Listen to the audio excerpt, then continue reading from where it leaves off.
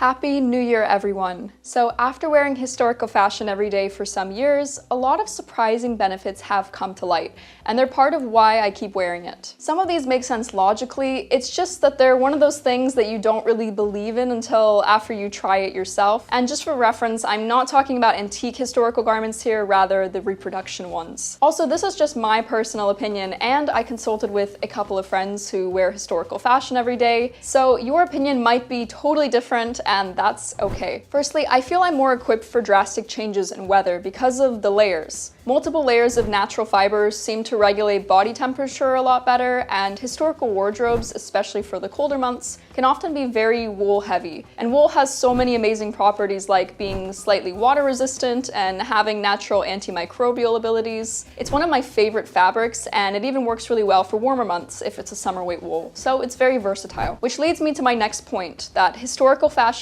can be more sustainable, depending of course on how it's made, or perhaps what the intention behind it is, because I doubt that all historical fashion is extremely sustainable. But as I have an everyday wardrobe and all the things that I make for myself are hand-stitched, I'd hope that they are sustainable, especially because I make them so slowly and I don't have a massive amount of garments. And I know exactly who made them, and if it wasn't me, then it was likely a small indie shop, so I'm supporting a small business and communicating with them directly, which is always an added bonus. I try and buy mostly genuine dead stock fabric as well, and I get to make decisions in regards to sourcing materials, and I have a deeper glimpse into the entire manufacturing process since I'm directly involved in it. Additionally, my clothes can all be mended and repaired a bunch of times. Many of my garments I will likely still be repairing and altering 20 years from now. Often with fast fashion, you find that once a garment reaches a certain wear down point, which can actually sometimes be after a few wears, it becomes hard, if not impossible, to mend. Historical fashion and just quality made fashion in general, you know, where garment workers are paid a living wage, is made for mending and alterations, and it can withstand this. Not to bash on fast fashion, of course, as I do recognize that people buying it out of necessity are not the issue. The issue is the corrupt way in which these companies are run,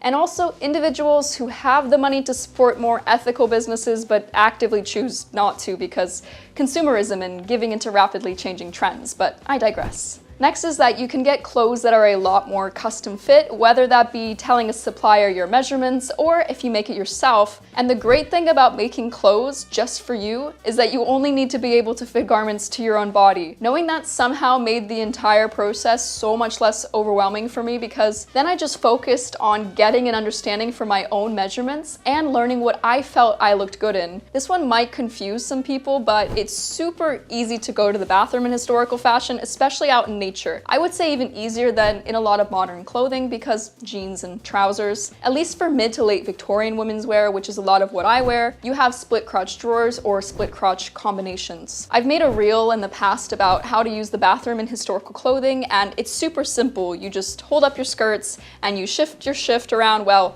chemise technically. Oh my gosh, is that why it's called a shift? And then there you go, that's it. Yep. You can imagine as well, in nature, this is extremely convenient and people won't even realize you've gone somewhere and you'll already be back. It's very, very stealthy. Another added bonus is you have back support, and that helps with desk work, sitting work, or just a favorite on this YouTube channel, sewing. This is primarily if you wear some type of support garment like a girdle, stays, corset, etc. But even sometimes a tight fit waistcoat and high-waisted trousers can provide a little bit of back support. Before we go any further, I'd like to thank the sponsor of today's video, Skillshare. Everyone has a different goal in mind when joining Skillshare, and for me that was finding ways to trust and empower myself on my creative journey. Entering a creative field can be incredibly scary, and thinking about your future can also be incredibly intimidating. I believe that no goal is too small, but let's take the pressure off by taking it one step at a time. Maybe your goal is to boost creative confidence and silence your inner critic like mine has been. Skillshare has a class for that. Or perhaps you'd like to organize personal projects to build your portfolio and get the gigs you want. They have a class for that too. Skillshare has been an integral part of my journey as a creative and honing in on the skills that I want to expand upon. I'll be the first to tell you that traditional work or jobs are not a one-size-fits-all all. I mean, come on, that's part of why I went freelance a number of years ago, and part of why I make content for you all today. I never really saw myself in a 9-to-5 setting, and Skillshare helps to design a career to fit you and your goals. One of my major goals in the realm of sewing has been building up my knowledge of my ethnic dress, Kazan Tatar fashion. I've been diligently studying the craft with any resources I can find, and I've started making garments, which I plan to go into further depth about in the future. One of the techniques regularly used in Kazan Tatar fashion is actually chain stitch embroidery, and I've been meaning to learn it for a while. Believe it or not, but Skillshare actually has an incredibly helpful class for that. I recently explored the course Chain Stitch Embroidery: Upcycle a Garment into Art by Kathy Sever, who's a designer and an artist. And I've been working on chain stitch embroidering a Tatar piece, which is a head covering known as arpaik. This piece is definitely going to be a work in progress for a while, but it'll become a future staple of my wardrobe. If you'd like to redefine your work or achieve a new skill this year, jumpstart your 2023 goals now with this exclusive offer and try Skillshare for free for 7 days,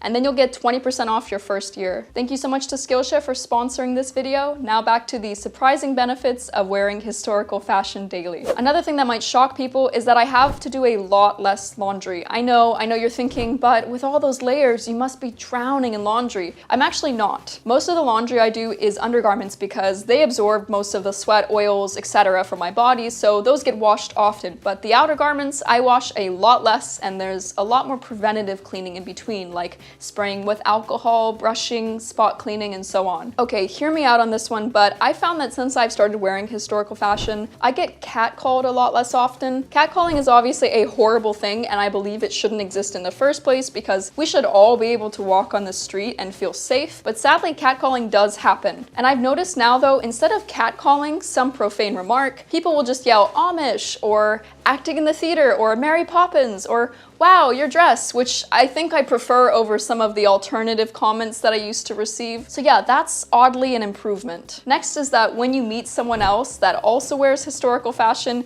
you have an almost instant friendship. I think this probably goes for most fashion groups or lifestyle choices. I have a number of goth and alternative friends, for example, and when they meet other alternative people, they tend to have a pretty instant connection because they share that common ground and that common interest. This is one of my favorite reasons, which is I get to wear walking art or some form of art constantly on my body. I also get to therefore support other artists or my own art, which is great. It's also oddly motivating to sew something when you know that you're going to be wearing it with pride for the next decade or so. You also get sun protection and protection from the elements with historical fashion, or really any fashion that covers your skin, since the best way to protect your skin, at least according to my dermatologist, is by covering it. A lot of historical garments pre-zipper era, so pre-1937, feature buttons and hook eye fasteners or even laces. And these fastening options can often be easier to deal with than zippers. Sure, zippers are quick, but they snag and they break a lot, and I've heard that they're a nightmare to work with. Buttons and hooks and eyes, on the other hand, can be pretty easily switched out, and if one goes missing, you can attach another instead, rather than having to replace an entire zipper and perform garment surgery when it breaks. And lastly, I get to be my authentic self, and I don't have to roll with what society has deemed is right for me. I get to decide that for myself, and as long as I don't pay too much attention to disproving judgments